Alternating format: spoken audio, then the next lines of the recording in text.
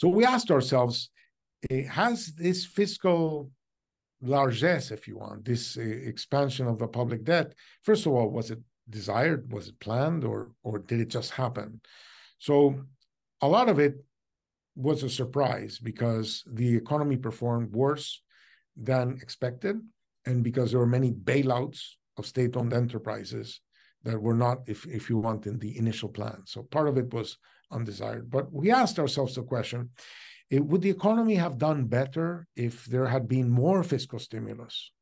Maybe, would there have been a way of a recovering growth by more fiscal stimulus?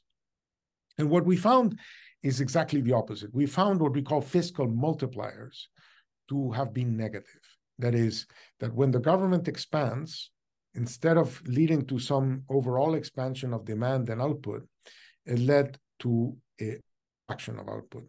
And the way we think this happens is because the fiscal expansion deteriorates fiscal indicators, and that leads to an increase in the overall cost of capital to the economy as a whole, and that leads to less growth. And we document that from having happened in South Africa. It's kind of like obvious if you think about it, because the country has been downgraded to junk level over several steps. And the issue is that when the economy gets somewhat of a negative shock, say like it's happening right now, where this year's tax revenues are below expectation, the government has to go to capital markets to raise money. And capital markets, don't like it too much. And they charge you more. And this leads to situations where they charge you more to the point that they say, if you really want to borrow from me at these rates, you won't be able to pay me. And that's when markets shut down. And when markets shut down, all hell breaks loose. I've seen it too many times. It hasn't happened in South Africa. But I have it in the back of my mind. Federico Sturzenegger has it in the back of his mind. It happened under his watch that capital markets said no more.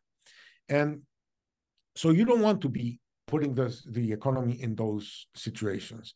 We think, for example, that indications of fiscal contraction, of fiscal consolidation, would be good for output. It would lower the cost of capital. It would crowd in investment, it would reduce the perception of risk, it would recover the economy. So we think that fiscal policy, the market thinks that fiscal policy is risky, that the country spreads have gone up, and I think that the markets, received well the medium-term budget policy statement that gave signals of consolidation. But I think that more consolidation will lead to better outcomes.